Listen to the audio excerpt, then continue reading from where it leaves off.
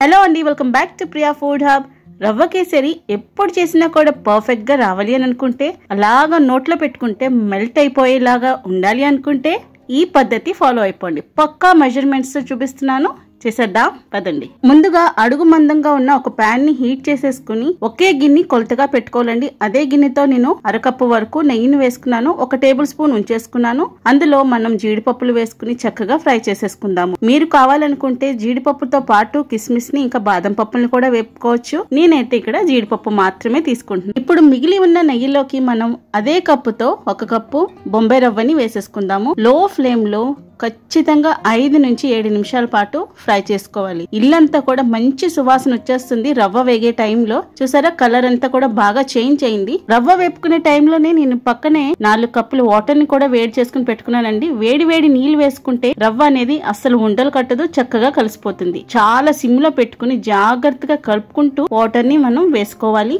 ఈ ప్రాసెస్ అంతా కూడా మనం లో ఫ్లేమ్ లోనే చేసుకోవాలండి. వేడి నీళ్లు వేస్తున్నాం కాబట్టి చాలా త్వరగా కుక్ అయిపోతుంది. రవ్వని మనం ఈ వాటర్ లోని చక్కగా ఉడకనిచ్చేద్దాము. కాస్తంత దగ్గర పడిన తర్వాత షుగర్ ని వేసుకోవచ్చు. చూసారా, చాలా త్వరగానే దగ్గర పడింది. రవ్వ కూడా చాలా సాఫ్ట్ గా ఉడికిపోయింది.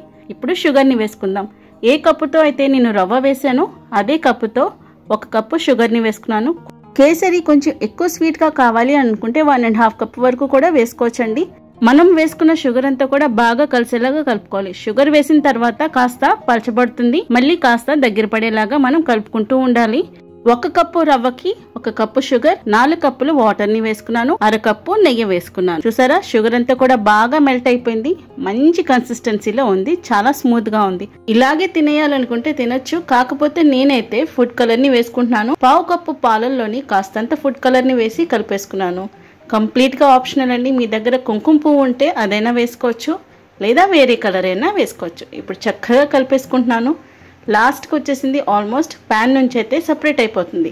అంటే మన రవ్వ కేసరి రెడీ అయిపోయినట్టే. లాస్ట్లోని 1 టేబుల్ స్పూన్ నెయ్యిని మాత్రం పక్కన పెట్టేసుకున్నాం కదా, అది వేసేసుకుందాము.